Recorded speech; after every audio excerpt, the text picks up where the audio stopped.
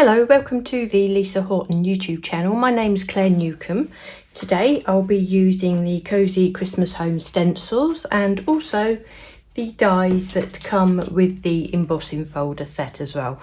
I'll just be using the dies to create a couple of masks, because in this video I'd like to show you how we can just use our stencils and create some masking effects. We're probably more familiar with masking our images when we use our stamps, but we can of course use the same technique when it comes to our stencils as well.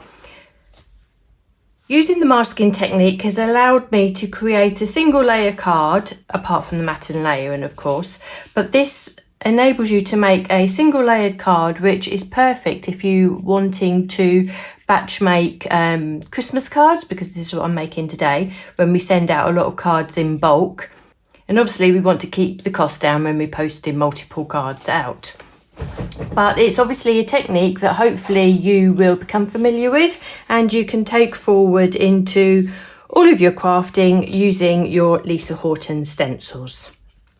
So this is the card I'll be making today. It's a simple DL card with I've just covered the front with Lisa's glitter card, the Euphoria glitter card. I've created the mat and the layer. The mat is cut from Lisa's super smooth white cardstock, and the layer here is one of Lisa's slimline dies with a decorative edge. I've used this slimline set, the loops and bubbles frame, but if you have others in your set, or perhaps more Christmas themed ones, then that would be perfect to use. You would also be able to adapt this to use the mini slimline dies as well. I think that would work really well. The inks I'm using today are the Cloud9 interference inks, the dye pigment inks, and these colours are all from the second release set. So I have Opal Blush, Regal Grey, Charcoal Gold, Lavender Fields, Lemon Candy and Summer Garden. The effect that I'll be using today is to actually create the fun whimsical house colours using these bright colours. So it'll be a lovely modern festive feel. I have previously done a video using the same set of dies, but I stenciled them in a more traditional way with more neutral tones.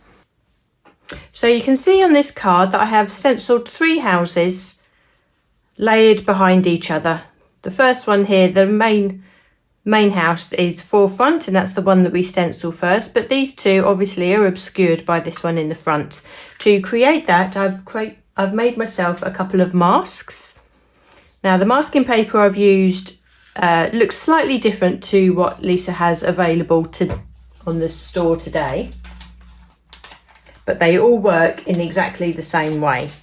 So to create these masks, I've taken the 2 dies from the embossing folder set, and the 2 dies relate to the 2 different sized houses here. So we have the larger house and we have the slimmer house there. So you just die cut your masking material, your masking paper, in exactly the same way as you would a normal cardstock. The masking paper that Lisa has available is now white. So you would die cut this. You take the piece of paper, and it's actually 2 pieces, so you need to release the carrier paper.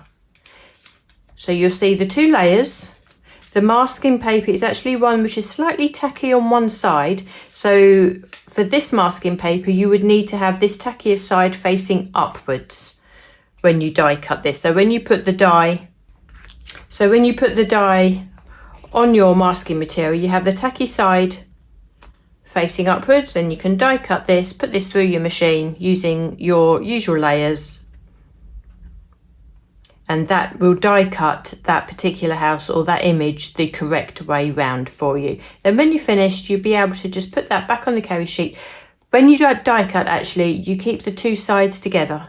so obviously the masking material won't stick to your cutting plates, but then you can just remove and separate the two layers when you come to use that. So as I say, what I'm using today works in exactly the same way as the white masking paper that Lisa has available at the moment.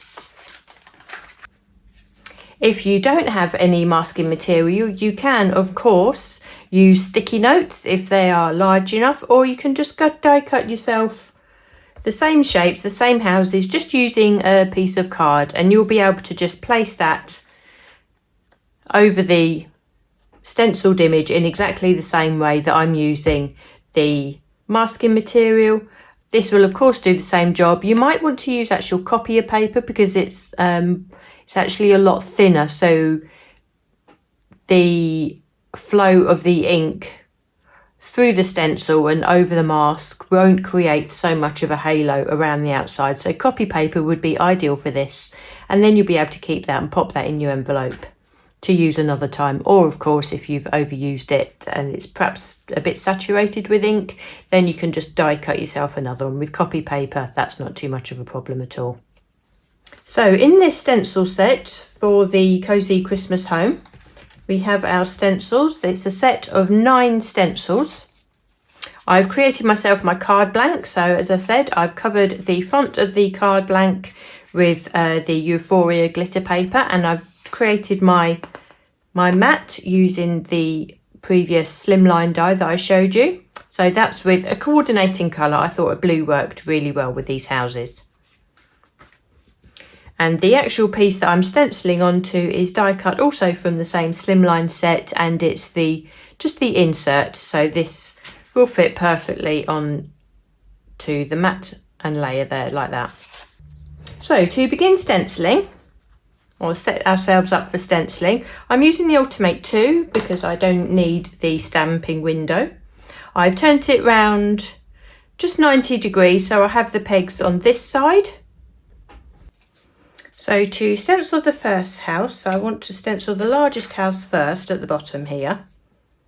Before placing it on the pegs, I'm just going to position the house where I want this on my cardstock, and then just bring the stencil and the cardstock together towards the pegs, and you can see that it actually sits not using these 2 pegs here.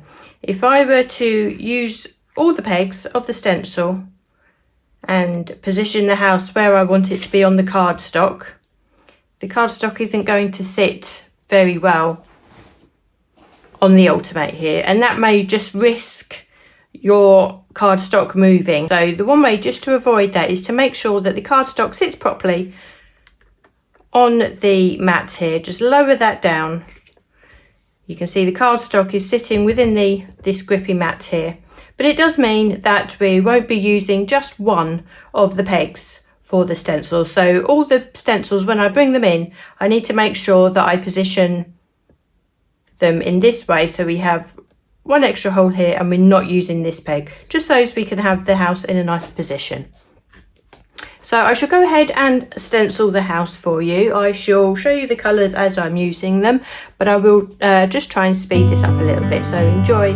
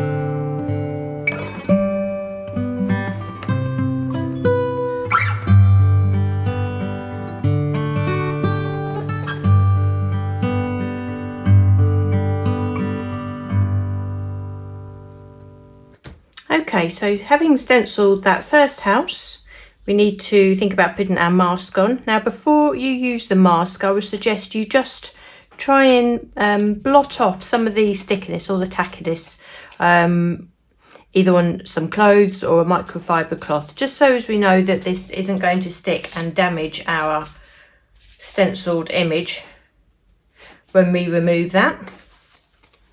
You can also just take off some of the tack just on the back of your hand also. Then we just add our mask just gently over our stenciled image. We don't need to stick that down too much because that cling will be there.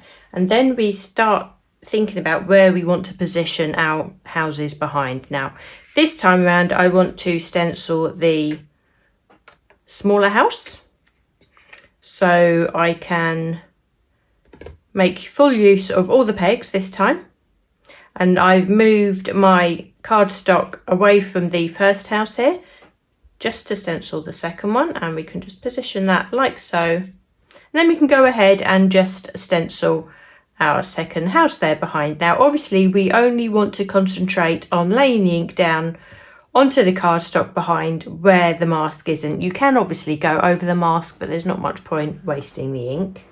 So we really only want to concentrate on the areas that we can see our white cardstock through. So I shall go ahead and stencil that and show you the colours as I go.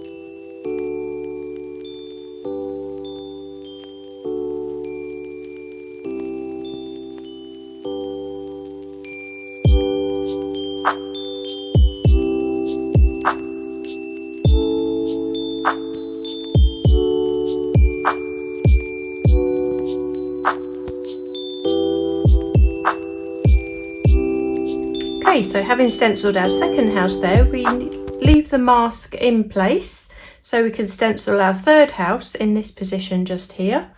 So we need to bring our first stencil in again. We can position it on all the pegs, and we can just manipulate and move our cardstock to where we think we may want our third house to be. Now, I want the chimney or the roof of this third house just to dip below the one that's behind, so I can position that just there. And then we go ahead again and we stencil our image the same way as we did before. So I shall just go ahead and do that for you.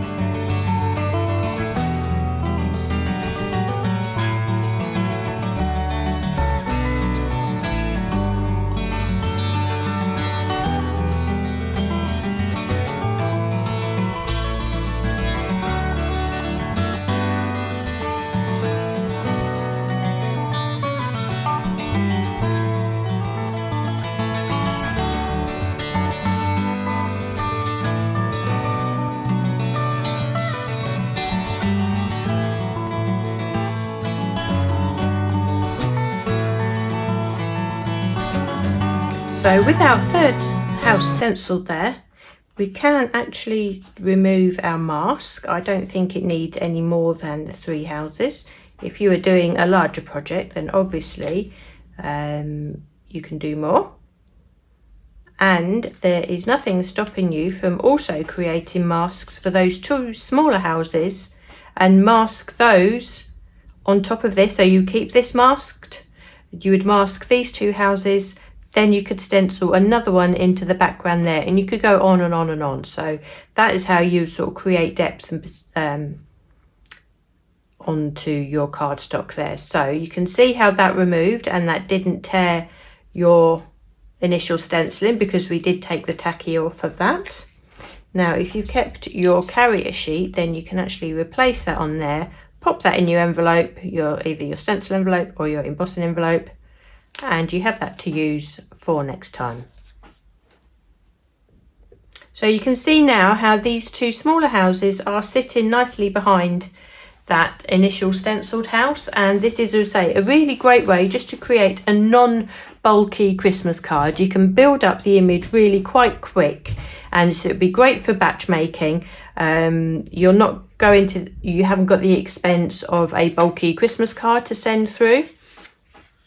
If we bring in our card blank, you can see that by matting and layering that onto what we've already prepared, just brings that whole image to life.